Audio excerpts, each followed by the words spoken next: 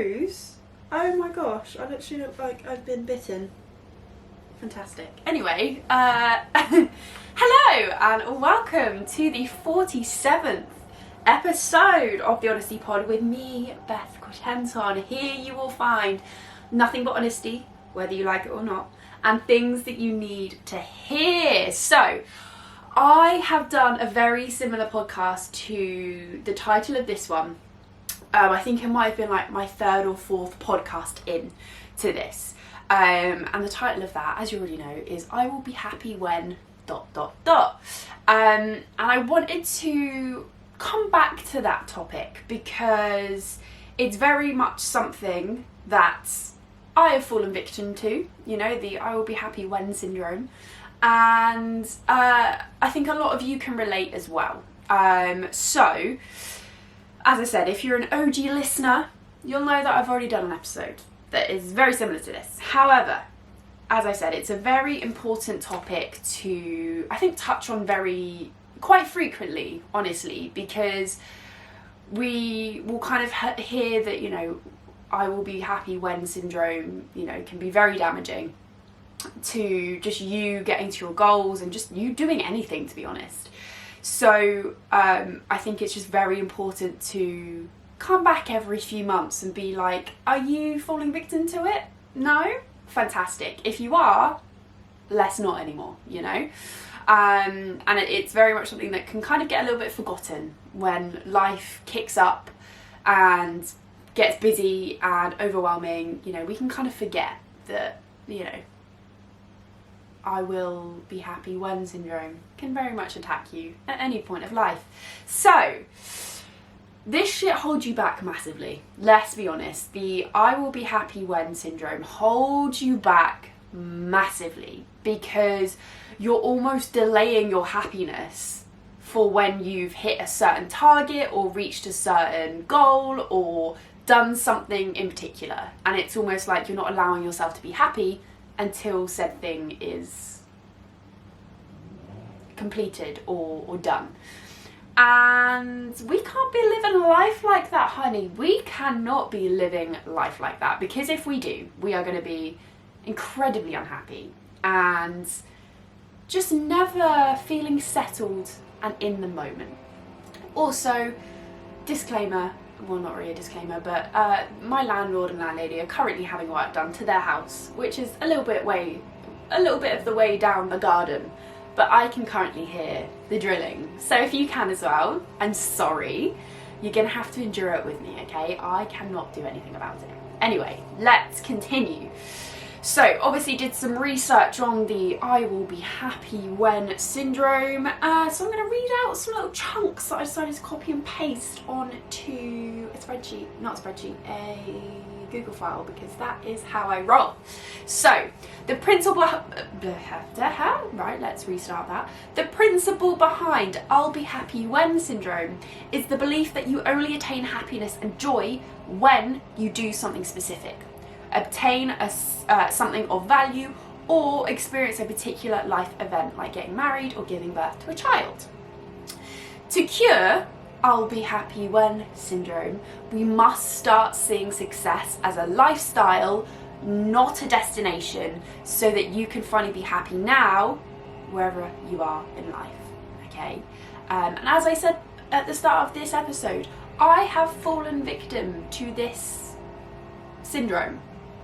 Okay, I have fallen victim to it because I've thought, you know what, by the time, you know, when I am fully online doing my coaching, that's when I'm going to be really happy, you know, when I was on the gym floor. Or before that, it would have been when I'm a PT on the gym floor, that's when I'll be happy. And, you know, putting so much pressure and putting that kind of label of I'll be happy when I've done this, it just adds so much volume to something that realistically we don't need to be putting too much pressure on it. Because often when we put too much pressure on something, we can very easily go the other way and think it's too overwhelming, my anxiety is too high right now because I'm putting too much pressure on it, I'm gonna stop. You know, I'm gonna pause here, I'm gonna resume later, and then later never comes, you know. So We've just got to stop delaying our happiness. Live in the moment, people. I know, very much easier said than done sometimes. However, we've got to find like little snippets throughout the day where you can think, I'm in a good position right now. You know, I may not be where I want to be financially or physically or mentally or anything, but I am still living life as I want to, and I'm still experiencing snippets of happiness. And again, on the topic of happiness, I think happiness, when I've had conversations with people on the topic of happiness, I usually find that people put so much pressure on being happy all the time. And with obviously Instagram, TikTok, well, more so Instagram really, and Facebook and stuff, we only really upload our happiest moments, right? We don't really upload when we are covered in snot, crying, absolutely sobbing about, I don't know, a situation that's happened, or we're just feeling a little bit sad, so we need a little bit of a cry, you know, we're not going to share that stuff because for some of us it's embarrassing, and for other people, they just don't want other people to know, and they don't, you know, it's not something where they need the support, or maybe it is, you know, some people do post this kind of stuff where they're kind of, you know, crying out for help, could be quite literally crying out for help, and that's how they kind of are asking for people to check in on them or come and see them, etc, etc. But yeah, we've got to remember that we cannot be happy all the time. There are very much going to be pockets of happiness, I like to call it, pockets of happiness throughout your day or throughout your week, where you can kind of sit back, you know, with whatever you're doing, whatever is making you really happy right now, and think, this is a really good moment. This is a core memory. I've just created a core memory. Or it might not even be that deep. It might just be that you're chilling on the beach, you're watching the sun setting, and you're thinking, this is bliss. This is very peaceful. You know, I am in a good state right now. But obviously, first thing on Monday morning, you might be thinking, I am not happy. I do not want to be at this job right now. I don't want to be awake right now. But I am, because bills and stuff need to be paid. And if you live in the UK, we all know they're rising very soon, and we're all going to pretty much be struggling to keep warm in the winter. Anyway, that is a topic for another day, and probably not for this podcast.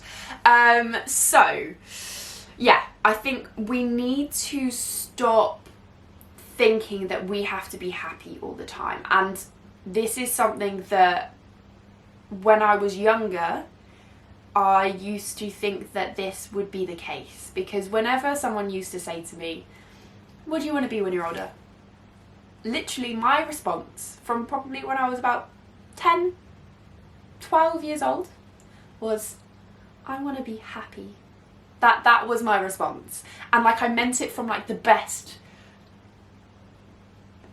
way possible. I mean, you can't I'm not getting the words out that I need to right now. But obviously, I think putting that much pressure on when I'm older or when I get to a certain age, I want to be happy, it does put too much pressure on it. And when you get to that age and you realise, you know, that, oh shit, I'm actually not that happy at the moment, you're then kind of racking your brain for reasons why you're not, and why things have gone wrong, and all of this stuff that we just do not need to stress about, okay? So do not think that you can be happy all the time, because it's not going to be the case.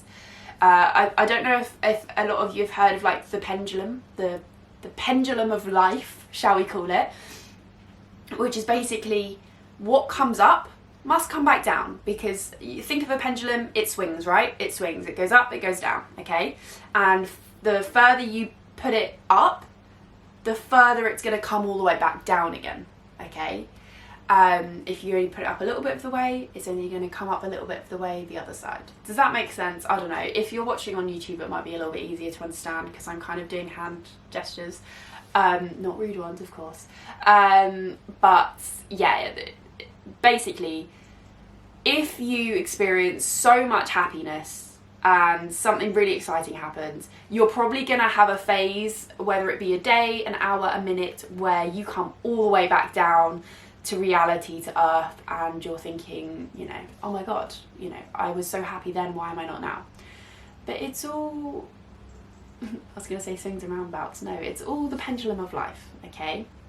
If you experience a certain amount of happiness, you're probably constantly going to be trying to get back there, and on the way, you're going to have pockets, other pockets, not the happiness pockets, you're going to have pockets of, I don't know what I'm doing in life. I'm not going to lie, guys, a couple of weeks ago, had a full-on, I would say midlife crisis, but I'm not quite midlife yet, but I had a bit of a 25-year-old crisis of, what am I doing? And, you know, sometimes you need that. Sometimes you need just a little bit of, what the hell am I doing? I'm 25.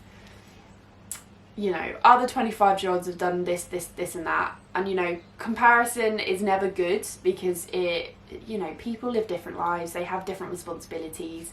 But yeah, sometimes it's good just to kind of put your life back into perspective and think, okay, I'm this age right now. Where do I want to be in 3 years' time? You know, what do I need to do right now to be able to get there? Whether that be change careers, whether that be become a healthier version of myself, whether that be having a child, whether that be having a house, whether that be getting bloody married, as everyone seems to be doing at the moment. And I'm single as a bloody Pringle, so it's always nice seeing people get married and fall in love when you fall in love. I've fallen in love with many people, but they just don't seem to do the same back to me. So I'm done with men now anyway. Slight sidetrack. So let's also talk about conditional happiness, because this is, again, something that I think a lot of people don't realise they're doing. They're placing their happiness in the hands of certain conditions, okay? And conditional happiness, or what I call I'll be happy when syndrome, so it's basically the same thing, is one of the biggest reasons people are so depressed. Okay, hello, welcome back. So, for the second time in 2 weeks, to be fair, my battery didn't die on my camera this time. It was my storage was full, so I just had to sort that out. So I've forgotten what I was talking about, if I'm honest. Anyway, conditional happiness. I feel like maybe that is where we got to on this wonderful podcast. Right. So conditional happiness, or what I call I'll be happy when syndrome, is one of the biggest reasons people are so depressed these days. It prevents us from being fully fulfilled and living life. Yeah, I could not agree more with this, if I'm honest. This carrot and stick approach to happiness results in fleeting, scarce happiness. It adds pressure, stress, and negativity to all aspects of your life. And that, I think that is what I was trying to get at before the camera graciously stopped recording. So yeah, you know, we've got to stop kind of thinking, you know what, I'll be happy when, you know, I've lost another 5 kilos, or I'll be happy when I've got a new job. You can be happy now. Granted, there are probably aspects of your life that generally make you not the happiest and lower your kind of vibration a little bit, but you can control that, and you can control how much something affects you. You can control what kind of emotions rise up when, you know, someone says something in particular. As I said, yes, this is very much something that needs to be practiced so that you can become more efficient at it, and it won't come naturally to a lot of people. However, we can control this, okay? We have that power to be able to be like, do you know what? This person said this about me today. I could get upset about it, or I could just ignore it and continue to be lovely to them, just to show them that actually I'm not a loudmouth. You know, I don't know, whatever it may be. That was just a very quick example. So yeah, the sooner we start to realise that happiness comes from within, and the people that we are surrounded by, the people that we surround ourselves by, and just the actions of self-care that we do every day. So for example, do check in with yourself each day and think, how am I feeling today? Is anything upsetting me? You know, does my body feel good? If it doesn't, why could that be? And, you know, just other kind of ways in which to check in with yourself. And I think it's really important to, at least once a week or once every couple of weeks, depending on your kind of responsibilities, your schedule, all that kind of stuff, is just to have some alone time where possible. I know this is definitely not possible. Well, it's a lot more impossible if you've got like a family that you've got to look after and stuff, and you know, that's a very time consuming job. But just having some kind of alone time where you can check in with yourself, you can do something that makes you feel happy, whether that be, for example, a couple of weeks ago, took myself out on a lone date night. Went to watch a live string quartet and it was beautiful, absolutely loved it. And I thought, you know what, I can do more of this stuff by myself. And I'm okay with that. I'm so okay. Granted, before I went to this event, I was thinking, I am going to look like such a loner. Everyone else is probably going to have a date, or they're going to be with their family, and then there's just going to be little old me, all dressed up, kind of nowhere to go. But you know, I dressed up for myself. I felt good. I went and watched this amazing performance. And it was just a good night, you know. Didn't have to think about anyone else and how they were and checking in on them. It was just nice to do something for myself and be fully immersed in it and not thinking, oh, you know, what's my date doing, or is my friend okay, you know. So I think that kind of stuff is very important, and you should do it as often as you can, as often as your life allows you to. Yeah, stop thinking I'll be happy when, because you probably won't be. You'll get to that point of, I'll be happy when I've lost 5 kilos or something, and then you'll get there and then you'll pick at something else that you don't like about yourself or about the environment you're in, or there's always negatives to focus on. No matter what situation you're in, there will always be negatives to focus on. And we are very much wired to focus on the negatives because that is part of our survival instincts, okay? So it's your responsibility to not think like this and to kind of interrupt that thought pattern and be like, right, I'm currently thinking that I'm going to be happier when, you know, I have abs.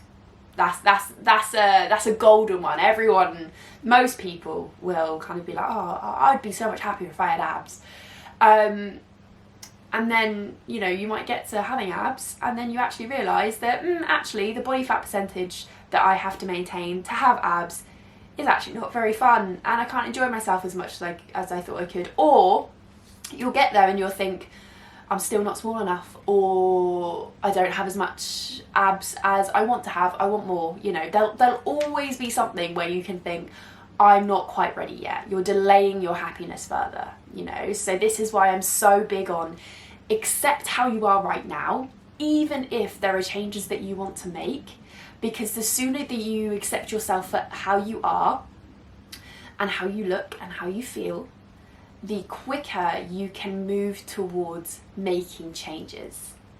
And you're not going to be, you know, not enjoying life because you're not a certain size in clothing, or, you know, you're not kind of comfortable with showing your skin, for example. So this is why I'm so focused on that, especially when, you know, a new client joins the body confidence coaching program.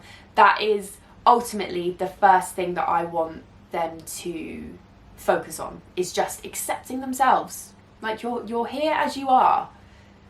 Accept yourself, and then you can start to move forwards. But a lot of people do it the other way around, where they beat themselves up so much because maybe they've put on a certain amount of weight, or maybe they're just really unhealthy and they're just not happy and they don't feel good within themselves. And then they kind of beat themselves up further to then do something about it. And that whole loop is just not a good way to start, you know, your transformation, whether it be physical or mental, you know. So yeah, that's my 2 cents on this topic. I hope you enjoyed. And thank you so much for listening to this episode. If you enjoyed it, please subscribe and follow me on Instagram at BethQFitness. The podcast also has a Instagram at The Honesty Pod, and also TikTok as well. They're both the same names for both my personal and the podcast one. And if you could, follow, like, subscribe, just engage with me on anything, that would really help me and help my platform grow a little bit more and to reach more people, reach more queens like yourself, you know. And if you're interested in finding out more about the body confidence coaching program that I do run, please drop me a message on Instagram on either the Honesty Pod one or the my normal personal one, so at BethQFitness. Any questions, again, drop them on any of the Instagrams. But yeah, apart from that, I hope you have a wonderful day today, whatever time of the day it is for you. And I will see you in the next one.